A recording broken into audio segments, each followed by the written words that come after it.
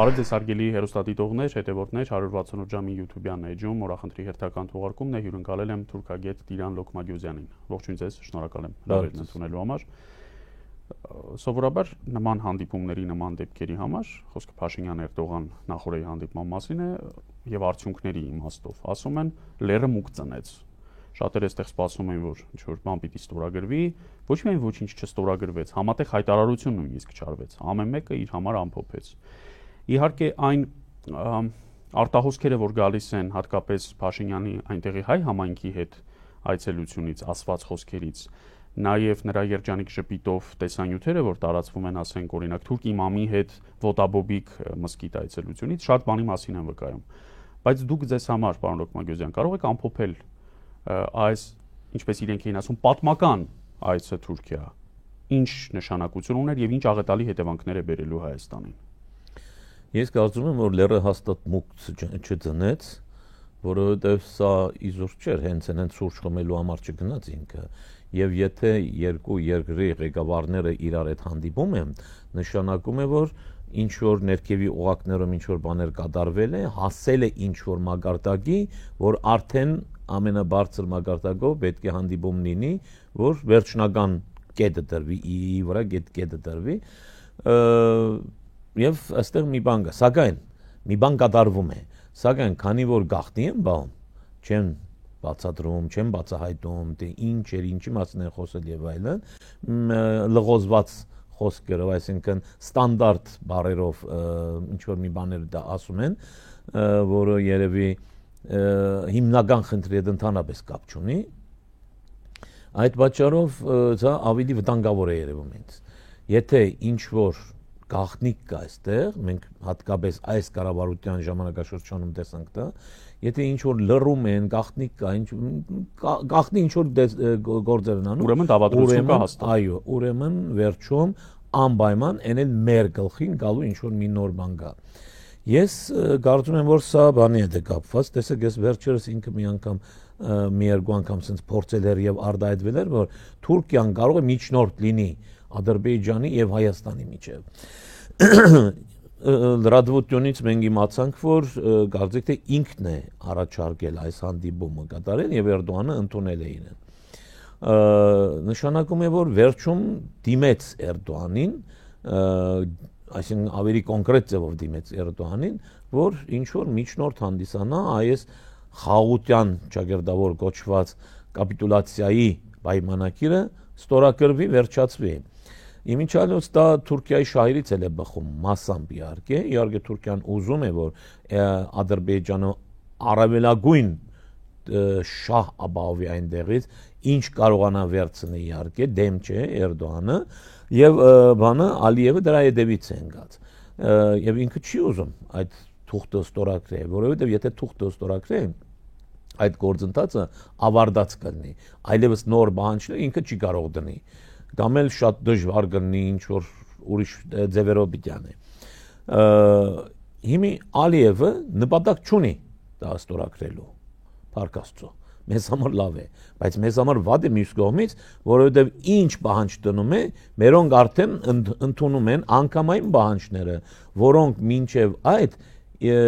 իրենք համարում էին ոչ ընդունելի։ Ոչ մի դեպքում չենք կարող այդպիսի պահանջում, մեկ էլ տեսնում ենք, որ հիմա արդեն ընդունում են այդ պահանջները։ Սրանք ընդունում են այդ պահանջները հուսալով, որ Ալիևը կստորագրի այդ փաստաթուղթը, իսկ Ալիևը նոր պահանջներ է դնում, շարունակաբար ավելացնում է նախապայմանների ցանկը։ Հենց դա, եւ իհարկե ինքը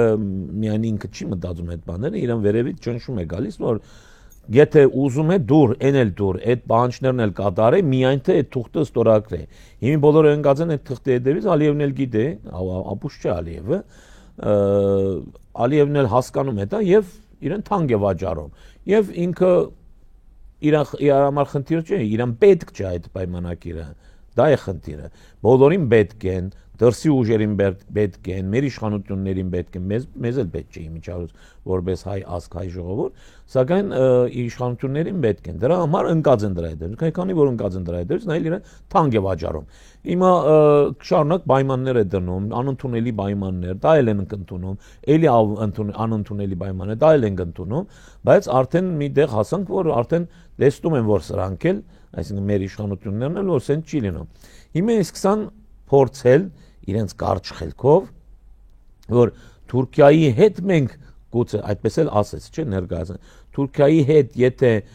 կարողանանք ինչ որ մի համաձայնությունների գանք, հարաբերություններ ստեղծենք, այն ժամանակ Ալիևը ստիպված պիտի արդեն մոտենա մեզ, ինքը պիտի ստորագրե։ Բայց այդ բանը դու գյուղի խելոքն ես, մտամ, այդ գյուղը մորիշ խելոքներ էլ կան։ Ինչպես սա գնում է մարզային հանդիպումների մարդկանց հիմարացնելով, թվում է թե նույն տրամաբանությամբ պիտի գնա, ասենք Էրդողանի եւ աշխարհի մյուս մեծերի։ Շատ ճիշտ է։ Ինչպես որ մտածում է հասարակ ժողովուրդը, անգրագետ ժողովուրդը կարող է խափնվի կամ ինչ որ շահերի հետևից ընկնելով, գոբեկների հետևից ընկնելով իր ընդունի իր ասածները իր հետևից կնա, կարծում եմ որ մեծ քաղաքականության մեջ էլ ասենք Էրդողանի նման մարդ էլ է տենց պիտի իրան բան է։ Իհարկե ամեն անգամ էլ ինչ քանի անգամ որ մենք այս տարիների մեջ մենք Թուրքիային դիմել ենք, թե հարաբերություն ստեղծենք եւ այլն, Թուրքիան մեզ ցույց է տվել Ադրբեջանի ճանապարհը։ Ամեն անգամ ասել են նույն խոսքերը։ Ամեն անգամ ասել են գնացեք Ադրբեջանի հետ ձեր հարցերը լուծեք, հետո կգաք մեզ մոտ։ Եվ ես քանի անգամ ասում եմ, նորից ասեմ, դա չի նշանակում, որ գնացեք հարցերը լուծեք Ադրբեջանի հետ կգաք, մենք արդեն ձեր բոլոր ցանկությունները կտանք ընդհակառակը։ Մենք անցնենք արդեն մեր նախապայմաններին։ Այո։ Այսինքն Ադրբեջանի հետ ձեր հարցերը կլուծեք, հիմա մենք ասենք, թե մեզ հետ հարաբերություն կարգավորելու համար դուք ինչ պիտի անեք, ինչ տնային աշխատանք։ Մեր պայմանները պիտի կատարեք հիմա, սակայն նրանք էլ արդեն, այսինքն ավելի ճիշտ է մենք այն վիճակի մեջ ենք, որ նրանք էլ արդեն հասկանում են, որ հա, սրանց հետ ամեն ինչ կարող ենք անենք։ Այնպես չէ, որ առաջվա այդ երեք պայմանները պիտի դնեն սեղանի վրա, որոնցից մեկը արդեն կատարված է, Արցախը հանձնված է ադրբեջանցիներին։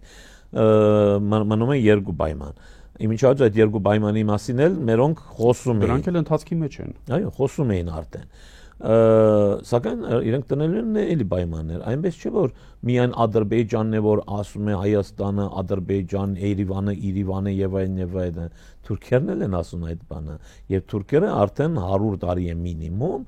օրինակ բանի Գյումրի եւ այդ տարածաշրջանի վրա աչք ունեն։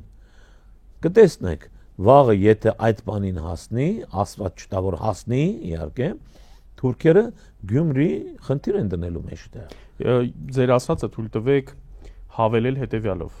2021-22 թվականներին Թուրքիայի խորհրդարանում քննարկումներ կային այն մասին, որ հայ-թուրքական սահմանը պետք է վերասահմանազատել, պարզ է, եթե իրենք ասում են վերասահմանազատել, հօգուտ իրենց դա պիտի արվի, հատկապես Աղբաբայի շրջանի տարածքում դա հենց Շիրակի մարզն է ընկնում, իրենք ասում են, որ մի սխալմունք է տեղի ունեցել եւ Մոսկվայի ու Կարսի պայմանագրերով անարդարություն է եղել եւ Կարսի մարզը, որը երբեք արևմտյան Հայաստան չի եղել, այլ եղել է հենց արևելյան Հայաստանի մաս, ռուսական կայսրության մաս է եղել, ամբողջությամբ մնացել է իրենց Թուրքիայի Հանրապետությանը, բայց Աղբաբայի շրջանը, որը ներկայիս Ամասիայի Ախուրյանի այդ տարածաշրջանում է, Հայաստանի Հանրապետությունում է, հետեւաբար պետք է վերասահմանազատել։ Եվ այո, այդ տրամաբանությամբ իրենք Ախուրյանի ու Արաքսի ամբողջ երկայնքով վերասահմանազատման պահանջ կարող են ներկայացնել։ Հատկապես երբ որ ռուսական ռազմաբազայի եւ սահմանապահների դուրսբերման պահանջ են շարունակաբար ներկայացնում։ Հենց դրա մասին էր խոսքս, բայց այստեղ Գյումրին էլ է վտանգված։ Քաղաքն էլ է վտանգված։ Տարածաշրջանից, ինչպես ասացի, ինչ որ այդ տարածաշրջանից ինչ որ բաներ ուզում են բոգեն, եթե կարողանան, անգամ Գյումրին են ուզում բոգեն։ Դա արդեն մի քիչ ավելի մեծ պատար է։ Սակայն այո, նաև բանի ռուսական բազայի խնդիրը կա, խնդիր են դնելու նաև ռուսական բազան պիտի հեռացնենք։ Եվ եթե ռուսական բազան հեռացնենք, այստեղ իհարկե դժբախտաբար մեր մեջ, ինչ ասեմ, կան թե միամիտներ, թե ոչ միամիտներ, որոնք գիտակցելով են անում այդ ամեն ինչը, մեզ համոզում են, որ ռուսները մեզ պետք չեն, այդ սահմանի վրա ընդհանրապես պետք չեն, մենք կարող ենք մեր սահմանը բահել կամ անգամ հասնում է այն բանին, որ ասում են մենք թուրքերի այդ լեզու կգտնենք։ Հետաքրքիր է 100 տարի առաջ էլ նույն բաներ ասողներ կային, այսօր նորից նույն բանը, իմիջիայլոց շատ հետաքրքիր բան կա այստեղ 100 տարի առաջ եւ 100 տարի հետո նույն բաներն է կատարում եւ նույն խոսույթն ենք տեսնում մենք։ Ես խաղաղասիրական կոչերը, այո, ես դրա մասին խոսել եմ, ասել եմ, քանի անգամ հadoop ծրագրամ եմ արել եւ գետ առ գետ ցույց եմ տվել նախադասություն առ նախադասություն ասել եմ թե ինչքան նման են եւ կարծեք թե նույն այդ օրերի խոսքերն են խոսում, նույն այդ օրերի դրամաբանությունը կա եւ նույն այդ օրերի ծրագիրը կա, սակայն այն ժամանակ չստացվեց, որովհետև Հայաստանում քիչ թե շատ ազգային պետություն կար, կառավարություն կար, ներողություն, սակայն այսօր մենք Հայաստանում գարքին ազգային թուրքական կառավարություն ունենք։ Ստամբուլի հայերի հետ հանդիպմանը Փաշինյանը այնպիսի արտահայտություններ է արել, որ թվում է գիշերային մղձավանջ է, վատ երազ է։ Ասում է այսպես կոչված խաղաղության խաչմերուկը ոչ միայն չի խանգարում թուրանական աշխարհի ստեղծմանը, այլ նույն առուն է, հետեւաբար մենք երկուսս էլ պիտի այդ նույն առվից ջուր խմենք։ Այսինքն այն սեպը, որը ավելի քան 100 տարի եւ ավել խանգարել է պանթուրանական աղեղի ձևավորմանը մինչև Միջին Ասիա, այսօր պարզվում է այդ սեպը իր ձեռամբ է հենց ոչնչացվում, եւ ասում են նույն առուն է, ինչ տարբերություն, հիմա այստեղ հայեր են ապրում, մի քիչ էլ թուրքեր կապրեն, հետո ավելի շատ թուրքեր կապրեն, հետո հավանաբար հայեր չեն ապրի, եկեք խմենք այդ նույն ջրից։ Իր ասածը փաստորեն դա է։ Այո։ Դա այո, ճիշտ եք ասում, դա այս ամենի ամենասարսափելի, ամենասոսկալի բաններ, որ արտահայտվեց, այսինքն Թուրանի ճանապարհ է բացում այդ մարդը։ Բա հիմա ինչ ասեմ, չասեմ, որ թուրքական կառավարություն է սա։ Այսինքն սա թուրքերի 100 տարվա երազանքն է, որը կատարվելու է, ասված չտա, հայի ձեռքով, չնայած դրա հայ լինելը չլինելն էլ շատ կասկածելի է։ Գենետիկ փորձաքննության է պետք է ենթարկել։ Ես ինչ որ տվյալներ ունեմ, որ ինքը հայ չի։ Օրինակ այն որ իր ազգանունը վերցնում են Փաշաօղլու եւ այն եւ այն 1000 անգամ ասել եմ։ Ես որպես թուրքերենի դիրապետող մարդ կարամ ասեմ, որ Փաշին չի դառնա։ Չկա այդ թուրքերեն լեզվի մեջ այդպիսի ձևակերպում չկա, փոխում չկա։ Փաշինը ուրիշ բան է։ Փաշինը լրիվ ոչ բան է։ Մտեք ինտերնետ, ուսումնասիրեք, մի քիչ հետազոտեք, ես արել եմ, կտեսնեք, որ լրիվ ուրիշ ազգանուն է։ Ինչու՞ փաշիններ կան։ Ռուսաստանում կան փաշիններ, Ամերիկայում կան փաշիններ, այդտենց ոնց եղավ որ տեսեք Հայաստանում կամ հայերենի մեջ չկա այդպիսի բան։ Թուրքերենի մեջ չկա այդպիսի բան։ Դե մենք հայերս, ասենք Թուրքիայում ապրողները թուրքական թուրքական հնչող ազգանուններ ունենք, բարսկահայերը բարսկերենով եւ այլն, ռուսերենում Ռուսաստանում ռուսերեն հնչող անգամ բանը ուրիշ տեղեր, ասենք Լեհաստանում լեհական, Ռումենիայով լրիվ ռումանական ազգանուն ունի, մարդը բայց հայ է, 100%-ով հայ է։ Բայց Փաշինը ոչ մի բանի մեջ չի մտնում։ Ոչ թուրքերեն է, ոչ բարսկերեն է, ոչ ռուսերեն է, ոչ ասենք հնդկերեն է, ոչ չգիտես ինչ է։ Փաշինը ուրիշ մի լեզվով է։ Ուսումնասիրեք, կիմանաք թե որ լեզվ, այն ժամանակ կհասկանաք թե այդ մարդը ով է։ Բայց վերադառնանք մեր խնդրին, չնայած դա շատ կարևոր բան է, շատ կարևոր է, ոչ միայն իր, այլ նաև մյուսների գենետիկ բանը պետք է նայել, որովհետև մենք գիտենք, որ ժամանակին ինչ որ տարեր խառնվել են մեր ազգի մեջ, եւ նրանք շատ հավանական է, որ խնդիր չէ, որ ասենք, այսօր մեր մեջ հնդիկներ են ապրում։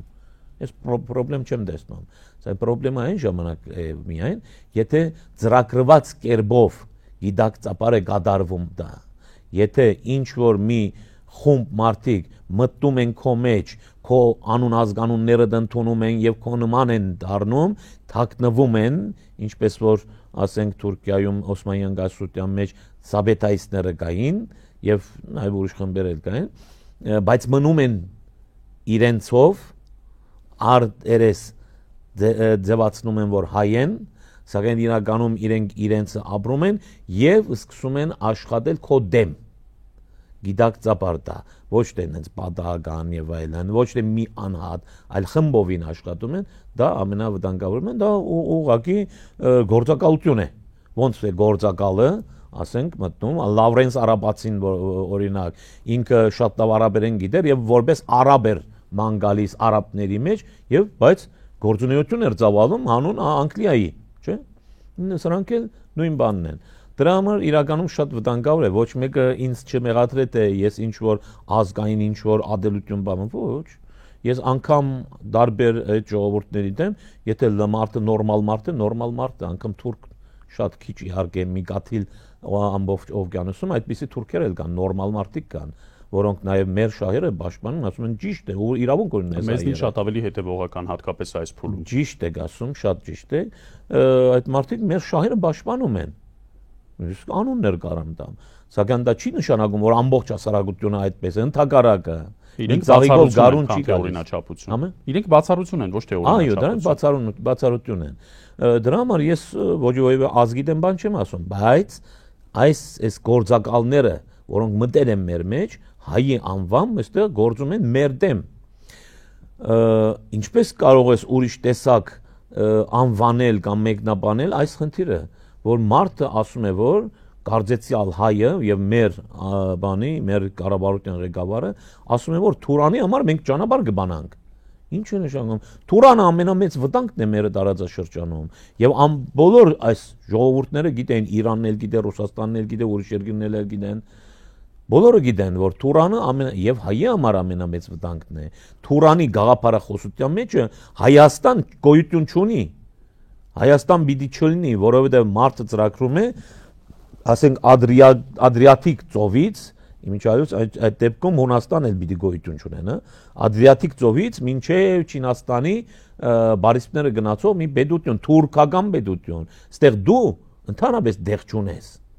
Այսինքն, եթե ինքը ասում է, որ մենք Թուրանի համար ճանապարհ կբացենք, նշանակում է ես ձեզ կօգնեմ, որ Հայաստանը վերացնեք եւ ասել, որ նույն ջրից կխմեք, նշանակում է բոլորս թուրք կդառնանք, ասում է։ Ազգություն այլևս նշանակություն չի ունենա, կապրեք ինչ-որ տարածքում ռեզերվացիա կլինի։ Իդեպ Իրանի մասին հիշատակեցիք, գոնե մինչև Իրան-իսրայելական այս ընթացիկ պատերազմը սկսվելը, Իրանը շատ հետևողական, մեզնից էլ շատ ավելի հետևողական խոսում էր այսպես կոչված Զանգեզուրի միջանցքի բացման անթույլատրելիության մասին եւ խայտարակություն էր ուղղակի, որ Իրանի փոխարտգործնախարար Խաթիբզադեն Երևանում ասում է, ես Հայաստանի փոխվարչապետից հավաստիացում եմ ստացել, որ Հայաստանը ոչ մի դեպքում չի բացի Զանգեզուրի միջանցքը, այսինքն իրեն գալիս են այս կոլաբորանտ վարչախմբից իմանալու, որ մեր տարածքով մենք արտատարածքային միջանցք չենք տալու, բայց Փաշինյանի ասածը երեկվա պոլսում, պարոն Լոկմագյոզյան, ես ընկալում եմ հենց այն կերպ, որ այդ համաձայնությունը ինքը տվել է, եւ քանի որ Թուրքիան շատ ավելի հետևողական է խոսում այդ միջանցքի բացման մասին, քան նույնիսկ Ադրբեջանը, որովհետև Թուրքիան երկարաժամկետում հենց այդ միջանցքն է պետք։ Իրեն մեծ հաշվով նշանակություն չունի այստեղ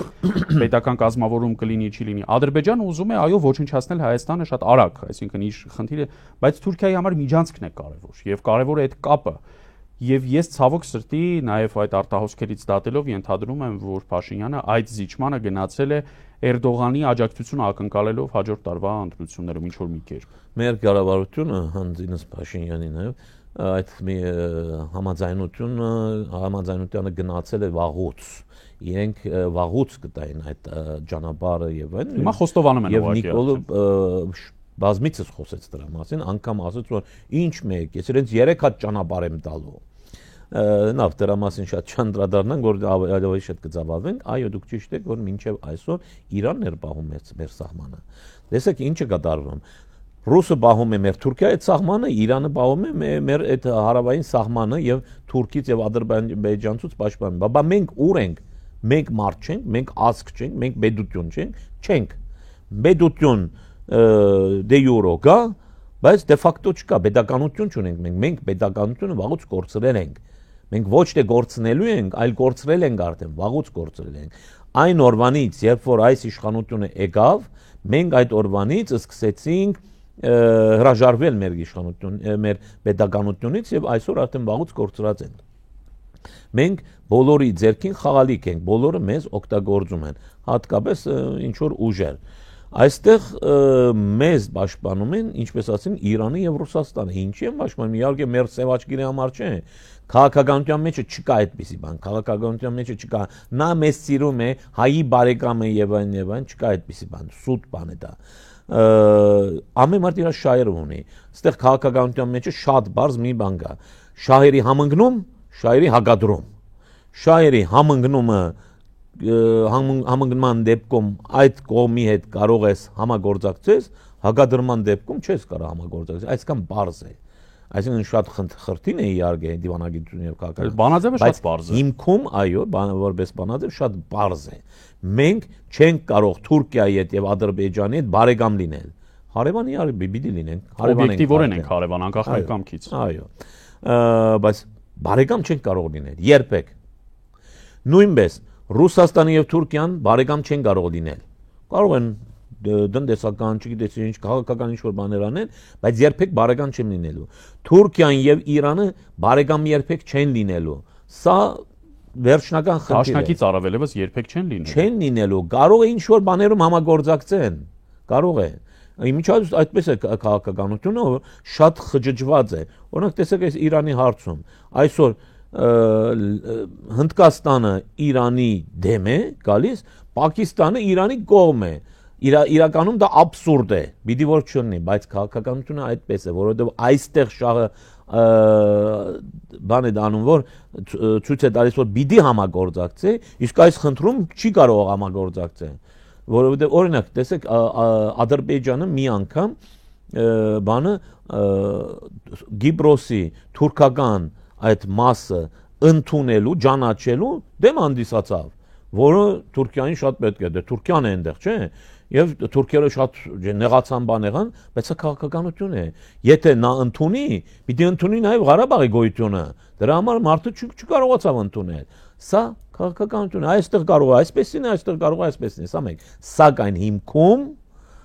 նորից եմ ասում, կան հակադրություններ եւ կան շահերի համադրություն։ Հիմի մենք միայն կարող ենք Իրանի հետ եւ Ռուսաստանի հետ լավ հարաբերություն ունենանք եւ պետք է լավ հարաբերություն ունենանք։ Այդ ամեն ինչի որ ռուսը մեզ էս արեց, իրանցը մեզ չգիտես ինչ այս բանը ասեց եւ այլն, դա գիտեք ինչ մի քիչ բան պիտի խոսեմ, բայց ուղղակի աբուշություն է։ Դա աբուշի խոսքն է, որովհետեւ խելքը գլուխը մարդ այդպիսի բան չի ասի, որովհետեւ կհասկանա պայմաններ կան։ Տեսեք օրինակ Իրանը միշտ էլ ասել է որ հա բանը Ղարաբաղը Ադրբեջանի բան է տարածք է, բայց օգնել է մեզ, չէ՞։ 30 տարի մեզ օգնել, պատրաստի ժամանակ մեզ օգնել։ Ինչի՞, որովհետև սա քաղաքականություն է, որովհետև դե յուրո այդպես է, այդպես պետք է ասե, բայց դե ֆակտո ինքը չի ուզում որ Ադրբեջանի մաս կազմի, դրա համար մեզ է օգնում։ Երբ որ Ադրբեջանի դարձավ իմի, ինքը խնդրի մեջ ընկավ։ Բայց էլի ինքը ասում, հա, Ադրբեջանի մասը, բայց չի ուզում Ադրբեջանի մաս լինի, սա է։ Դուք խոսում եք շահերի համադրման եւ հակադրության մասին, որը այո, աշխարհակաղակականության հիմքն է։ Եվ մեր բնական շահակիցները, այո, Ռուսաստանը, Իրանը, միգուցե նաեւ ավելի մեծ հեռանկարով Չինաստանն են, նաեւ Եվրոպայում ունենք բարեկամ երկրներ, որոնք կարող են մեզ անհամեմատ ավելի լայն աջակցություն ցույց տալ։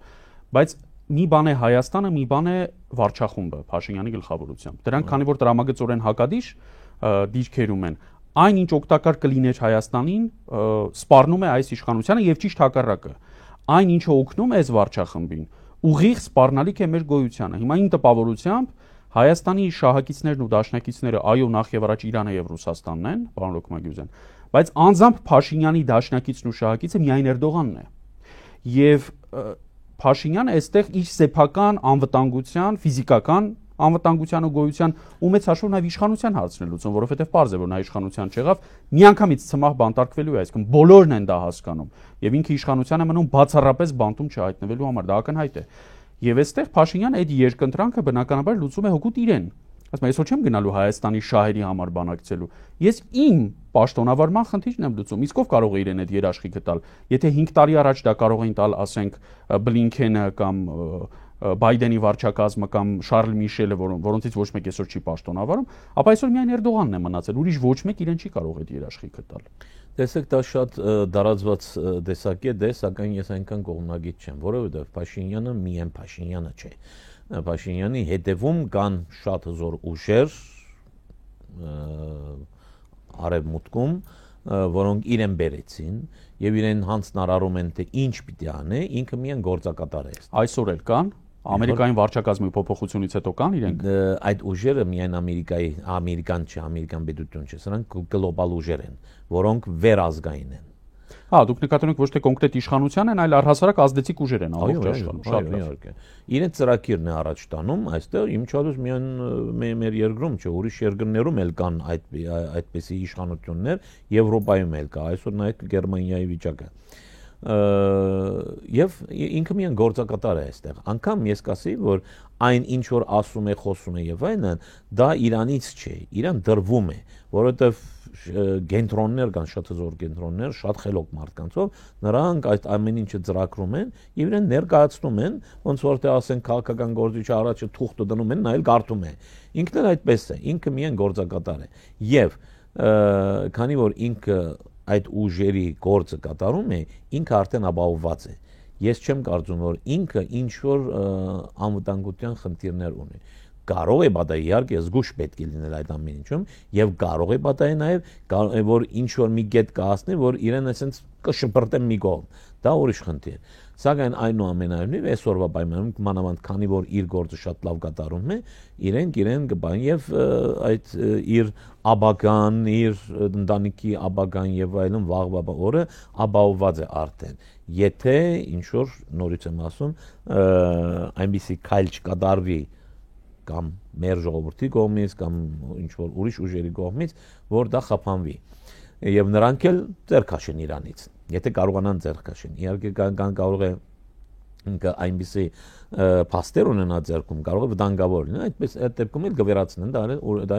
ուրիշ խնդիր ես չեմ կարծում որ ինքը իշխանության մնալու եւ ինչ որ ապահովության խնդիր ունի ինքը ուղղակի իր գործը կատարում է եւ իշխանության մնալու ձգտումը միայն դրա հետ է կապված որ քանի գործը չի ավարտել պիտի իշխանության մնա գործը ինչով պիտի ավարտվի որը պիտի լինի վերջին հանգրվանը պետության չգոյությունը ես արդեն այս վերջի տարիներին 100% համոզված եմ որ իրեն հրահանգված բանը գործառույթը Հայաստանի կործանումն է Ես սկզբում մտածում էի երևի Արցախի գործանումը Արցախի անցումը չէ բայց տեսնում ենք որ Հայաստանի ներսում ինչեր է կատարվում սկսած մշակութային տնտեսական գրթության հոգեվոր այո ինչի են եկեղեցու վրա հարձակվում եկեղեցին իրենց վրա չէր հարձակվում հա իր խոսքը ասում էր բայց իրենց վրա չէր իրենց իրականում վտանգ չէր ներկայացնում սակայն պետք է գործանեն եկեղեցին ինչի համար, որովհետև դեռ գոյություն ունեցող միակ ազգային անսասան հաստատությունն է եկեղեցին, որին չեն կարողանում հասնել, տեսեք, ամեն ինչ իրենց ձեռքում է, քանի որ պետական ոլորտն են, եկեղեցին պետական չի, դրա համար չեն կարող հասնել, տեսեք, ոստիկանությունը, ազգային անվտանգությունը, արտգործնախարարությունը, դատարանները, Սամվել Կարապետյանի կալանավորման օրինակով երևացան եւ այլն, սրանք բոլորը իր ձեռքում են։ Բոլորն էլ նստած իրեն նայում են, ասում են, վայ, եթե ես սխալ մի բան ասեմ, ինձ կարող է աշխատանքից հեռացնեն եւ այլն եւ այլն։ Դրա համար բոլորը իր մարդն են։ Միայն եկեղեցին է որ իր ձեռքին չի նայում։ Ինքը չի կարող ինչ որ կաթողիկոսից սկսած որևէ քահանային հանել դնել եւ այլն փոխել ինչ որ մի բան անել դրա համար եւ նաեւ մեր պետությունը պետականությունը Հայաստանը գործանելու գլխավոր խնդիրը նայեք կտեսնեք ամբողջ ինչ որ կա ազգային դրան են քանդում դա ակնհայտորեն նաեւ Թուրքիայի պահանջն է եկեղեցին հեղինակազրկելու եկեղեցին վարկաբեկելու Թուրքիան էլ էստեղ փոքր է ընդ որում դուք հիշում եք չէ որ ասվում էր որ Փաշինյանը ունի կաթողիկոսի նախընտրելի տեխնացու եւ խոսվում էր Պոլսո հայոց պատրիարք Սահակ arczepiskopos Մաշալյանի մասին շատ մեծ շնորհակալություն է պետք հայտնել պատրիարք Մաշալյանին որ նա ոչ միայն Փաշինյանին անձնապես դիմավորողների կամ նրան ընդունողների նրա այդ հանդիպողների շարքում չէր այլև ուղղակի ֆիզիկապես փակել էր պատրիարքարանի դուռը որ Փաշինյանը չգնա պատրիարքություն մեկ հայ կաթոլիկ հոգևորական Հայր Վարդան որ եղել է ընդհանրապես նրան հանդիպողների շարքում բայց առաքելական եկեղեցին Պոլսում երբ մեզ թվում էր որ Ստամբուլի նահանգապետարանը որը կառավարում է պատրիարքությունը իրավաբանորեն կարող էր հրահանգավորել որ այնտեղ Փաշինյանին ընդունեն բայց մեր եկեղեցին անսասան է մնացել իր դիրքերում նույնիսկ Պոլսում այստեղ երկու խնդիր կա տեսեք նախ ասեմ որ Մաշալյանը ինքը ինձ համար այդքան վստահելի անձ չէ այդ ընտրությունը որ կատարվեց որով ինքը կդարձավ պատրիարք խեղաթյուրված ընտրություն էր եւ Էրդողանի օգնությամբ եկավ ինքը իշխանության որովհետեւ Էրդողանը այնպես արեց որ բոլոր տեխնացուները դուրս մնացին, բացի երկու տեխնատու են Ստամբուլում պաշտոնավարող երկու եպիսկոպոս, որոնցից մեկը ինքն էր եւ ռոպագանդ գնաց եւ ինքը բանդա եւ ինքը եթե իսկական հոգեվորական լիներ Քրիստոսի ճանապարհին հետևող մարդիներ եւ նաեւ բարոյականության նորմերին համապատասխան լիներ ինքը սկզբից կհրաժարվեր կասեր ես էսպիսի բանի ընդրությանը ես չեմ մասնակցում բայց չարեց ինքը իր շահի համար մասնակցեց ընդրության եւ ինքը դարձավ պատրիարք սա մեկ սա Մաշալյանի բանի ինչ ասեմ իր բնավորության գծի հետ կապված երկրորդը Մաշալյանը եկավ իշխանության, ինչպես ասեցինք, Էրդողանի օգնությամբ։ Մեկ, երկրորդը նաև դա կաթողիկոսի ծրագիրներ։ Կաթողիկոսը ուզում էր, որ կաթողիկոսի մոտ մարդեր ինքը իր մարդը լինեն դերը։ Դրա համար ոչ Էրդողանը գուզենա, որ նա գա այստեղ բան լինի կաթողիկոսն, որ չնայած Էրդողանը բերել է, սակայն Էրդողանի ձերքի մարդը չէ դա։ Եթե ինքը արդեն Պոլսից դուրս դառնա կաթողիկոս, այլևս Էրդողանի մարդը չի լինի ինքը, չէ՞։ Իրա ձերից դուրս կգա։ Սակայն քանի որ ինքը ունի իրա ձերքի դակ գտնվող մարդ, ինքը կարող է օգտագործի, չի ուզենա որ ինքը սրան բաց թողի։ Ուրիշը կա կարող ով կգա, ասենք, կարող է այդպես չի լինի։ Իրա ձերքին չի նայի, իրան հլու բադակ չի լինի։ Դրա համար նախ Էրդողանը չի ուզենա։ Երկրորդը կաթողիկոսն էլ չի ուզենա, նախ կաթողիկոսի դեմ կլինի իհարկե, դա, եթե կաթողիկոսին պիտի հանենք եւ իրեն պիտի դնենք կաթողիկոս, չի լինի իհարկե, եւ երկրորդը նաեւ դրա համար որ ինքը նաեւ կաթողիկոսի մարդն է։ Կաթողիկոսին հավատարիմ մարդ է։ Իհարկե, եթե այդպիսի բնավորության գիծ ունի մարդը, որ այդ ընտրությունները, խայտարակ ընտրություններին մասնակցեց, խնդիր չեղավ։ Կարող է դա էլ անի, որ Տավաջյանը կաթողիկոսին, սա ուրիշ խնդիր։ Սա նորից եմ ասում, թե կաթողիկոսի կողմից տրված մարդ է, թե Էրդողանի ձեռնասունն է, այսպես ասած, երկուսն էլ չեմ ուզում։ Դրա համար էլ այդ խնդիրը չի լինի, այդ ով հնարեց այդ բանը թե ինքը ուզում է Մաշալյանին բերե, երևի լավ չի իմանում այս խնդիրները, բայց դարածվեց այդ բանը։ Մաշալյանը չի կարելի օգտագործել կաթողիկոսի դեմ։ Դա ես ասում եմ։ Ում կարելի օգտագործել, օրինակ կան հենց Էջմիածնից եղած հոգեվորականներ կան, ժամանակին էլ որ կաթողիկոսի վրա հարձակվում էին, դեռ գարկալույց չեղած հոգեվորականներ կային, որոնք այդ խմբի գլխին կանգնած կաթողիկոսի դեմ բողոքի ցույցեր բերեն այնան, կարծում էին որ իսկապես ինչ որ մի բան կլինի եւ իրենք կդառնան կաթողիկոսի երևի, սակայն չստացվեց իհարկե։ Ինչպես ասում եմ,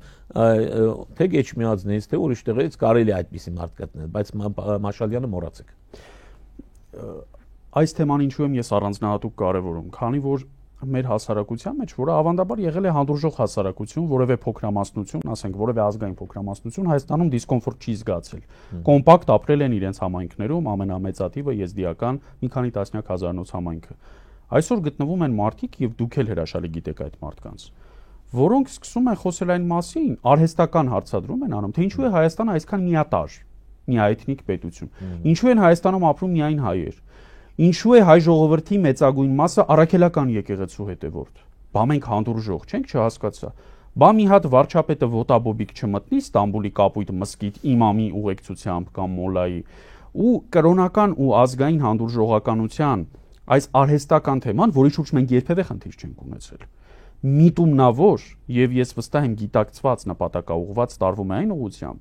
որ Աստված մի արածցե, եթե բավարարվի Ալիևի ու Էրդողանի հերթական կմաճույքը եւ այստեղ սկզբում կոմպակտ, իսկ հետո արդեն մեր մեջ սկսեն ադրբեջանցիներ բնակեցվել, ապա որևէ մեկը չփորձի նույնիսկ խեթ նայել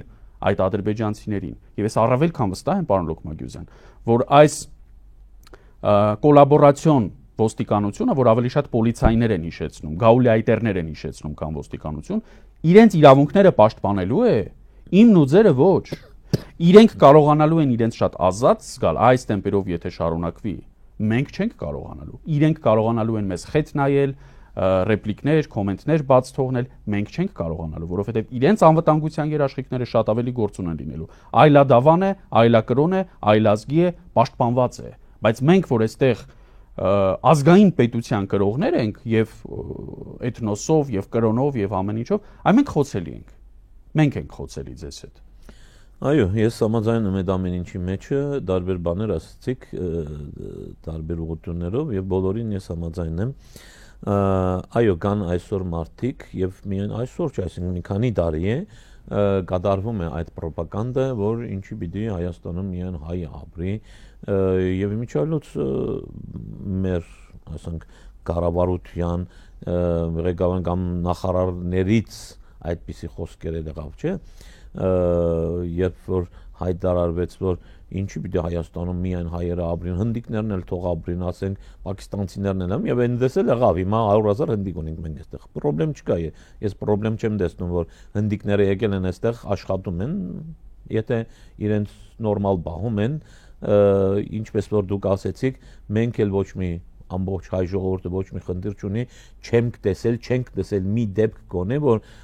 ազգային հողի վրա ինչ որ մի բան անի, մի որևէ մի հայ հնդիկների նկատմամբ, քանի այդ մարդիկ իրենց օրական հացով են զբաղված եւ այլն, ոչ ես եմ պրոբլեմ տեսնում, ոչ դուք եք պրոբլեմ, ոչ հայ ժողովուրդն է պրոբլեմ տեսնում եւ չի էլ տեսել մինչեւ այսօր, ինչպես ասեցիք, Եզդին մեզ հետ փախել է Արևմտյան Հայաստանից, եկել է այստեղ, ամեն ինչ ունեցել է, իր դպրոցը, իր թերթը, իր մեզ հետ կռվել է Արցախյան պատերազմներում, մեզ հետ զոհվել է, քանի Եզդի հերոս ունենք։ Չէ, նաեւ ես մեր կողմից եմ ասում, մենք մեզ համար այսօր էլ պրոբլեմ չունենք մենք Եզդիների հետ, ասենք մալականների հետ մենք պրոբլեմ չունենք, ես չեմ լսել որ ասորիների, իրենց գյուղերն ունեն, որևէ մի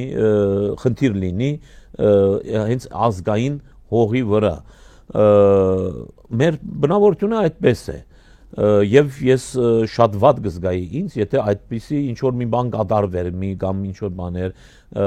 իրենց նկատմամբ արհամարական ինչ որ գեցվածք դիներ թե pedagogan կողմից թե պաշտոնական թե ոչ պաշտոնական եւ այլն փառք Աստծո չկա այդպիսի բան սակայն միայն դա չէ արդեն վերջի տարիներին ինչ այս իշխանությունները եկել են նաև ուրիշ ռոպագանդներ են արվում կանանց իրավունքներ, չգիտեմ, ինչ ոնց ասեմ, հոմոսեքսուալների իրավունքներ, վայ, ջնշում են, վայ, էսենց են արվում եւ այլն, եւ ինչ որ խառնում են։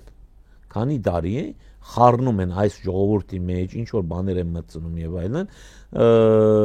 եւ հիմա ազգային խնդիրներ են ուզում մտցնել նաեւ մեր մեջ։ Թե Հայաստանում պետք է ուրիշներ էլ ապրեն եւ մենք պետք է ձեր ասած ձևով նրանք պիտի ավելի պաշտպանված լինեն, քան մենք օրինակ։ Դրա մասին խոսքեր կա արդեն ադրբեջանցիները պիտի գան այստեղ եւ ադրբեջանցիների հետ պիտի նաեւ ինչ որ պաշտպանական ինչ որ ուժեր պետք է գան այստեղ լինեն կամ տեղական պիտի լինի կամ իրենք պիտի բերեն եւ որ իրենց բանը իրենց այդ ազգագիցներին պաշտպանեն օրինակ Ադրբեջանը այդ ծրագիրը կա արդեն դրա մասին խոսվել է մեր մեջ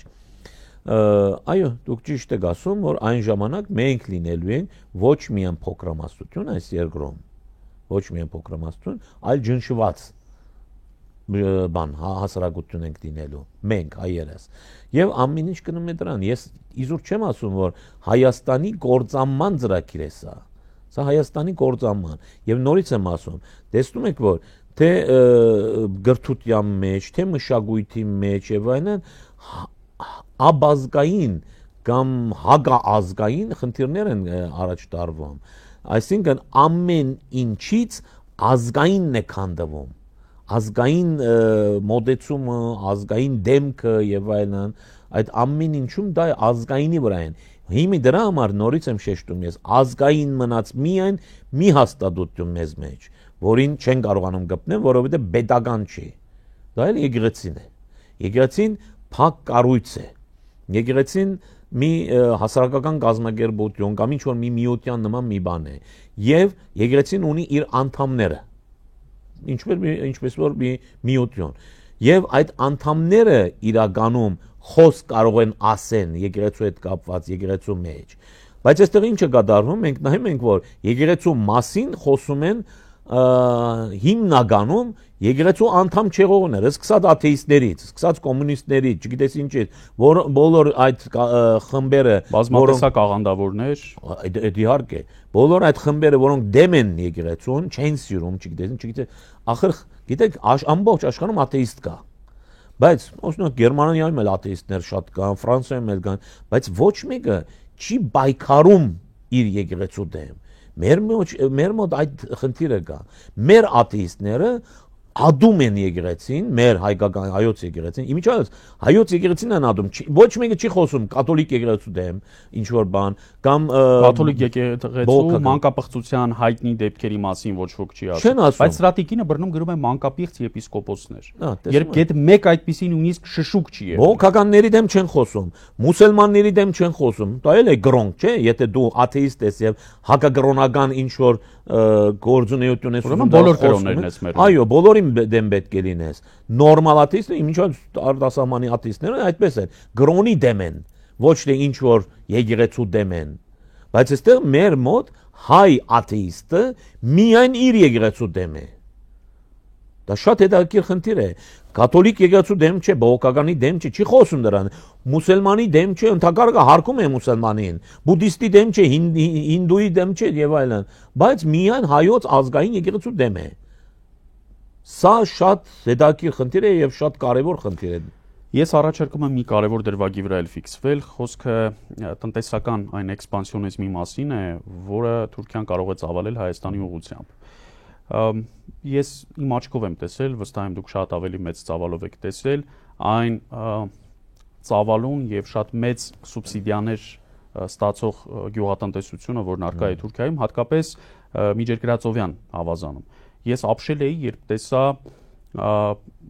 ծմռանը հունվար ամսին բաց գրունտում լոլիկի աճեցում, նույնիսկ ոչ թաղանթի տակ, այլ բաց գրունտում։ Այդքան բերքաբեր տնտեսություն, գյուղատնտեսություն ունեն եւ շատ մեծ սուբսիդիաներով, ավելի քան 50% պարզվում է պետությունը սուբսիդավորում է։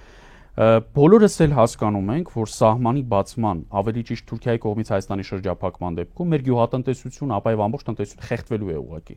Ու այստեղ ես ինձ շատ պարզ հարց եմ տալիս, ուզում եմ հասկանալ, թե եթե Թուրքիայի մղումը իրոք դա է, իսկ մենք չենք հասկացում, որ Թուրքիայի մղումը Հայաստանը խեղդելն է, ինչպես 105 տարի առաջ Քեմալը հերագրում էր Քազիմ Կարաբեկիրին ֆիզիկապես եւ բարոյապես բնաջնջիր Հայաստանը։ Հիմա պետք է ֆիզիկապես ու բարոյապես բնաջնջել։ Ինչու չեն բացում այդ սահմանը, ինչու շրջափակումը չեն վերացնում։ Ադրբեջանին հաջողանալու համար են դա անում, իրենց դա երկարաժամկետում պետք չէ, թե Հայաստանը տնտեսապես այլ կերպ խեղդելու ծրագիր են մտածել, չէ՞ որ ակնհայտ է, որ հենց այդ սահմանը բացեն, մի քանի ամիս անց Արարատյան դաշտի մեր մշակը հողագործը ուղղակի սնանկանալու է, նա չի կարողանալու իրացնել իր ապրանքը։ Տարիներ շարունակ խոսում ես դրա մասին եւ այն ժամանակ եւ Սերժ Սարգսյանի ժամանակ պրոտոկոլների մասին խոսվում էր եւ այն ժամանակ լավ բաներ էին ասում, եթե սահմանը բացվի, հրաշք է լինելու, մենք դրախտ են, այն ժամանակ անգամ դվյալներով հաշիվներ էին ներկայացնում եւ այլն, որ մենք ոչ մի բան չենք շահելու, ընդհակառակը մենք 2 կոպեկանոց տնտեսություն ունենք, դա էլ մենք կորցնելու ենք, որովհետեւ Թուրքիան այնպեսի պետություն է, որ ամեն ինչում, բոլոր ոլորտներում ինքը, այսինքն ամենաէժան, ամենացածր որակի ապրանքից մինչև եվրոպական աշխարհի որակի բաներ, ապրանքներ ունի, արտադրություն ունի, այսինքն ամեն մի բանում հազարներով արտադրող կա, ամեն մի բանում, ասենք անգամ օրինակ մակարոն արտադրող հազարներով կա, չեք պատկերացնի, այն գարաժում արտադրողից սկսած աշխարհի ամենամեծ գործարաններին հասնող այնտեղ Թուրքիայում կան գործարաններ, որ այո, աշխարհի ամենամեծ գործարաններից են հաշվում։ Թե ասենք տեխնիկական, թե ասենք սննդի արտադրության առումով։ Եվ հիմի դուք ինչ եք անելու դրա դեմ։ Ես 1000 անգամ ասեմ, դարիներ առաջ այն ժամանակ ասեմ, թուրքական տնտեսությունը գալու է, բուլդոզերի նման է, մեր վրայից sense գնալու գալու է ու վերջացավ։ Դրանից հետո միայն մենք անգամ այս մեր ինչ ասեմ, պիտի ասեմ, չարչիները, որ գնում են 2 կոպեկանոց ապրանքի համար, ինչ ասես չեն անում այնտեղ, անգամ կան որ իրենց ծախում են այնտեղ, որ մի քիչ էժան ապրանք առնեն կամ մի քանի ադել ձրի տան եւ բերում են այստեղ շուկաներում վաճառում են, նրանք գուցե նաեւ կարծում են, որ եթե սահմանը բացվի, իրենք ավելի շատ ընդհանրապես առաջի վտանգի ենթարկվածները իրենք են լինելու։ Առաջինը իրենք են ոչնչանում, իրենք ոչ մեկի պետք չեն լինի։ Նույն ֆիրմանումից որ առնում են, գալու է այստեղ խանութ է բացելու, ինքը իր ապրանքն է վաճառելու եւ ավելի էժան է վաճառելու եւ իրան չի տալու այլևս իհարկե։ Ով պիտի դա քեզ ապրանք։ Երկրորդը գյուղատնտեսությունը շատ ճիշտ է ասեցիք, տարիները ես խոսում եմ սրա մասին։ Դեսեք այսօր էլ մենք թուրքական լոլիկ ենք ուտում, չէ՞։ Նա դուփերը նայեք բաները այդ արգղերը որ բերում են այդ միայն լոլիկ չի իհարկե, բայց հիմնականում ահագին մեծ քանակությամբ լոլիկ։ Դուք ճիշտ եք իհարկե, դուք ասեցիք որ այո, հատկապես հարավային տարածքում, միջերկրականի տարածքում։ Ինչի՞, որովհետև այնտեղ 12 ամիս ամառ է այնտեղ։ Անգամ հակառակն է, այնտեղ կարող եք ձմռանը լոլիկ աճացնել, երբ ոչ մի տեղ լոլիկ չկա, բայց ամռանը չեք կարող աճացնել, որովհետև շատ շոկ է, վառվում է։ Դրա համար այն ջերմոցներ, մերմոցներ կան, այսինքն Ադանայից մինչև Անտալիա, չգիտեմ որ ձերը, ջերմոցներ են։ Բանան են աճացնում, հսկայական ջերմոցներով, ծառեր են աճացնում մեջը եւ ամեն տեսակ բան։ Ես ինքս գիտեմ, գնացել, տեսել եմ իրենց հետ խոսել եմ եւ այլն։ Այդ մարդիկ նաեւ հատկապես մի քիչ մեծերը հիմա սկսել են հողեր առնել Անտալիայից օրինակ դուրս, Ալանիայից դուրս տարածքներում ավելի ցուրտ տեղեր, ինչի համար, որովհետեւ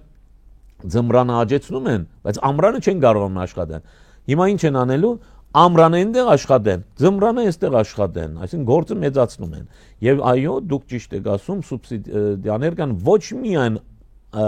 հողագործին աճեցնողի համար, այլ նաև արտահանողի սուբսիդիա կա, այսինքն երկու անգամ էժանանում է այդ ապրանքը, ինչպես որ դուք ասում եք, եթե լոլիկ ես աճացնում այնտեղ, ձմռանը քեզ օգնում է պետությունը, եթե այդ լոլիկը արտահանում ես, մի հատ էլ է օգնում քեզ պետությունը, այսինքն դու ինչ էլ անես, չես կարող դիմադրես դրան, որովհետև մենք այդպիսի բաներ չունենք, հատկապես ձմռան ամիսներ, մեզ մոտ լոլիկը աճում է միայն ամռանը, հիմա ջերմոցներ են դնում։ Հայաստանում, ինչպես ասեցի, ես գնացել եմ իրենց հետ խոսել եմ, այդ բաները գիտեմ, այդ խնդիրները, մանրամասնությունները։ Հայաստանում ձեռնդու չի իրականում ջերմոց տնել, ինչի, որովհետև Հայաստանը ցուրտ երկիր է։ Ամռանը արդեն աճացնում ես, ամռանը կարած։ Ցուրտ երկիր է, շուկան փոքր է, արտահանման լուրջ դժվարություններ կան։ Հենց այս պահին տեսնում եք, թե Հայաստանի եւ Վրաստանի միջև ինչ առևտրային չհայտարարված պատերազմ է ուղղակի։ Տեսեք, արտահանման դեր մասին չեմ խոսում ես, միայն ներքին շուկայի մասին եթե խոսենք, այո, մենք տեսնում ենք, որ այո, մենք լոլիկ արտադրում ենք ջերմոցում, սակայն ինչ գներով։ Դա ձեռնդու չէ։ Հա, մի քանի հոգի առնում են, դրանք էլ միայն այդքանով եթե բավարարվում են, հա, կարող է։ Մեկը եկավ երապատիկ էժանգին առաջարկեց, որովհետև իր արտադրության ծախսերը իր պետությունը փոխհատուցում է։ Պարզ է, չէ՞ որ արդեն ջերմոցը ձեռնդու չէ Հայաստանում, ձմռանը պիտի լավ տաքացնել, այդ մարդը չի տաքացնում այնտեղ, ոչ մի գրամ էներգիա չի վատնում, դրա համար էժան է արդեն։ Սուբսիդացիա է ստանում, արտահանման է ստանում, արդեն գոբեկները խնդիր եղավ այնտեղ։ Հատկապես եթե արտահանման ուղղությունը Հայաստան լինի, պարզ է, չէ՞ որ Թուրքիան շատ ավելի մեծ ինտենսիվությամբ խրախուսելու է, դեռ մի բան էլ օգնելու է այդ արտահանումը։ Դա արդեն երկրորդ խնդիրն է։ Տեսեք, ով որ մի անգամ Բաթում է գնացել, արդեն գիտե թե Թուրքիան ինչեր է անում։ Դա Վրաստանն է։ Այդ Բաթումը դարձել է թուրքական քաղաք եւ իզուր չէ որ Էրդողանը մի անգամ արտահայտել Բաթումը ժամանակին եղել է թուրքական քաղաք, այսօր էլ պետք է այդպես լինի։ Արդեն էությամբ արդեն թուրքական քաղաք է։ Վրաստանի տարածքի մեջ է, սա են թուրքական քաղաք է։ Չինացիները փորձում են փոքրինչ հավասարակշռել Անաքլիայի այդ խորժիրան ավահանգիչները։ Չինացիները հա, այդտենց մեծ ծրագիրներով գարանան են, բայց ընդհանրապես այդ խանութները, ռեստորանները,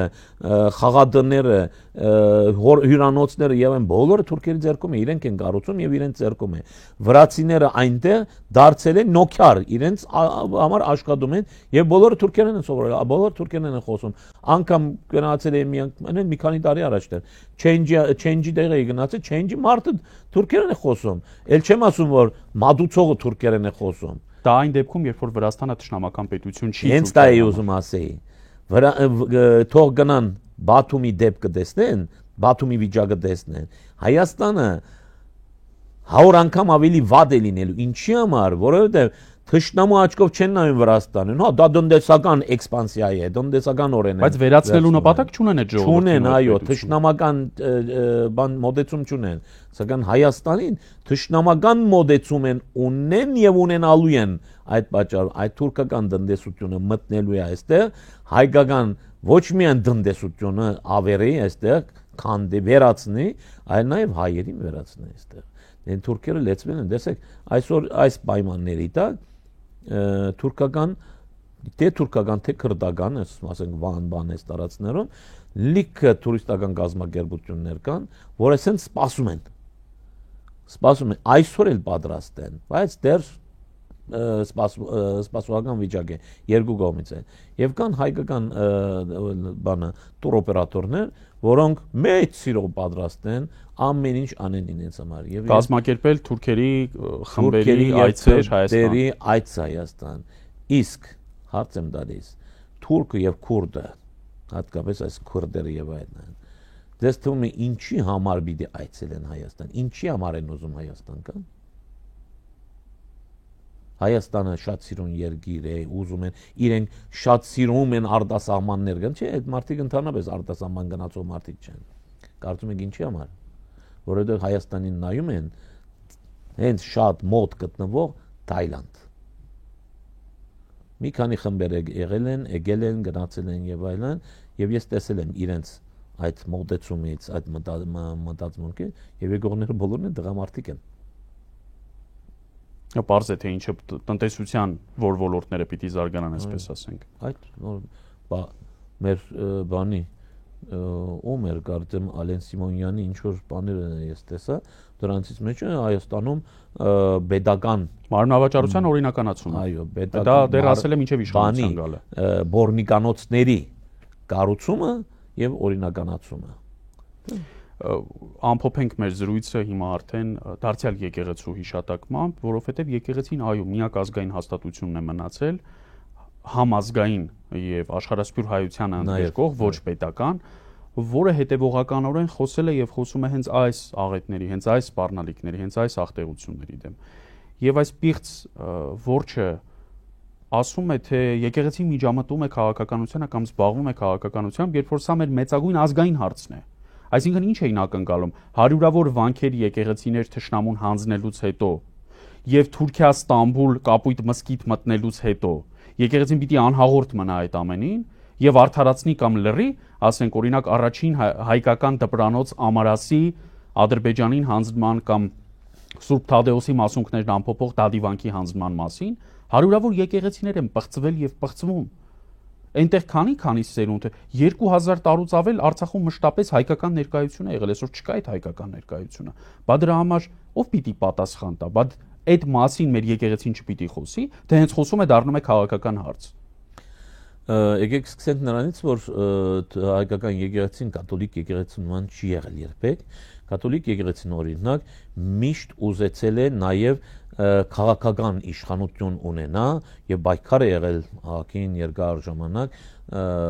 բեդությունների եւ եկեղեցու կաթոլիկ եկեղեցու միջև թե ով է ավելի բարձր, ով է իշխանավորը եւ այսօր էլ կաթոլիկ եկեղեցին բեդություն է, չէ՞, Վատիկանը բեդություն է, ինքը իր բեդությունը ունի։ Հայկական եկեղեցին իր պատմության ամբողջ ընթացքում երբեք չի ցանկացել, նպատակ չի ունեցել իշխանություն վերցնելու, ընդհակառակը իշխանության լոյալ է գտնվել հիմնականում, սակայն երբ որ պետք է եղել այսօրվա նման նաև բան է արել, զգուշացրել է իր սխալների համեմատ եւ դրա համար էլ մենք ունեցել ենք հենց ամենահասկիցներից մենք ունեցել ենք սպանված թագավորի կողմից սպանված կաթողիկոսներ ունեցել ենք այո սա է այոց եկեղեցին Հուսիկ կաթողիկոսի մասին է խոսքը օրինակ սա է այոց եկեղեցին եւ այսօր էլ դա է իր դերը կատարում է նույն ձևով երբ տեսնում է որ ինչ որ քաղաքական գործիչը իշխանավորը սխալ է անում այդ սխալը մատնացույց է անում եկեղեցին եւ ուզում է որ ուղղի մյուս կողմից ասում եմ որ ասենք օրինակ Սրբազան Գալստյանի խնդրով Գալստանյան, ասում է, որ եկեղեցին խառնվում է քաղաքականության մեջը, հոգևորականը պիտի չհասկացա։ Ինչ է նշանակում, հոգևորականը Հայաստանի քաղաքացի չի, հոգևորականը չի ընտրում, ինչքան կարող է ընտրի, նաև կարող է ընտրվի։ Չկա օրենք Հայաստանում, որ հոգևորականը չի կարող ընտրվի, չի կարող մասնակցի ընտրություններին։ Կիպրոսում նույն arczepiskopos Մակարիոսը եղել է նախագահ։ Ես ուրիշ բան ասեմ, այն կարծիքը, որ մեզ մոտ ձևակերպում են այդ եվրոպական երկիրների գլխավորը Անգլիան, դուք գիտեք, որ Անգլիան երկու բալատ ունի, չէ՞, վերին բալատ եւ ներքին բալատը։ Վերին բալատում չգիտեմ քանի հատ, մեկ երկուս չէ, 15 թե 25 հատ եպիսկոպոս կա, arczepiskopos կա։ Այսինքն անգլիկան եկեղեցու ամենագլխավոր arczepiskoposներն նստած են վերին բալատում։ Եվ այդ մարդիկ մեզ դարիներ շարունակ սովորացնում էին, թե չի կարելի, եկեղեցուն պետք է դարանջատվի։ Բա դու ինչի՞ չես դարանջատում եկեղեցուն։ Այսինքն այստեղ խնդիր կա, իհարկե, եկեղեցին իր գործունեությունը ունի, պետությունը իր գործունեությունը, բայց չի նշանակում, որ հոգևորականը պիտի չմասնակցի այդ գործունեությունը։ Կամ քո թագավոր ինչու է անգլիկան եկեղեցու գլուխը, եթե դու տարանջատման մասին ես խոսում, եթե դա համարում ես, ասենք, աշխարհիկ ու հոգևոր իշխանությունների տարանջատման բանաձև։ Օրինակ, սա իմ վերադառնանք մեր երկրում, ինչի պիտի դերդերը չի կարող, ասենք, պատգամավոր ընտրվի։ Ինչ անենք, որ այդ ասենք ես էլ կարամ ասեմ, որ գոշկակարները իրավունք չունեն քաղաքականության մեջ մտնել, կամ դուք կարող եք ասեք, որ բժիշկները իրավունք չունեն, չհասկացա այդ մարդու գործն է այդ բանը։ Իդեպ մեր Գերագույն խորհրդում եղել է, եթե հիշում եք, ՀՀՇ խմբակցության ղեկավարը Տեր Հուսիկ Քահանա Լազարյանն։ Այո, ամենասկզբից։ Նկատի ունեմ նույնիսկ նախադեպեր ունենք։ Այո։ Բա այն ժամանակ քո հոգևոր հորդ Լևոն Տեր-Պետրոսյանի մի հատ հարց ու ինչի հոգևորականին ընդունել էր։ Այսինքն այդ մարդը իր գործը անում է, ոնց որ գոշկակարություն է անում, բայց նաև քաղաքականության մեջ է մտնում։ Հոգևորականն էլ կարող է հոգևորական լինի եւ քաղաքականության մեջ մտնել, այստեղ խնդրեմ չկա։ Ինչպես որ դուք ասեցիք, տարիներ շարունակ Գիբրոսի ղեկավարը եղել է arczepiskopos Մակարիոսը եւ ոչ մեկը խնդրեմ չէր տեսնում դրա մեջ։ Այդ մարդու իր գործն է այդ բանը, այսպես ասած, չէ՞։ Ես էլ ասեմ, ոնց որ դուք ասում եք, ասենք, ոնց որ ասեցի, բանը, բժիշկները իրավունք չունեն։ Դա աբսուրդ է, հիմարություն է դա, եւ հիմարություն է նաեւ ասել, որ հոգեվորականը իրավունք չունի քաղաքականության մեջ խառնվել։ Հոգեվորականը քաղաքացի է, այս երկրի քաղաքացի է, եւ իր կարծիք ունի, ինչպես մենք, ասենք, եւ իրավունք ունի իր դագարձիկն էլ ասելու, քաղաքականության մեջ էլ մտնելու եւ այլն։ Ոչ մեկը չի կարող արգիլ հոգեվորականին քաղաքականության մեջ մտնելու։ Չկա այդպիսի օրենք։ Ես շատ շնորհակալ եմ այս կարևոր եւ ծավալուն զրույցի համար։ Շնորհակալ եմ։ Ես էլ։ Զրուցում էի թուրքագետ Տիրան Լոկմագյոզյանի հետ, սա Ուրախնդիրներ 168 TV-ի եթերում կհանդիպենք հաջորդ շաբաթավերջին։ Ցտեսություն։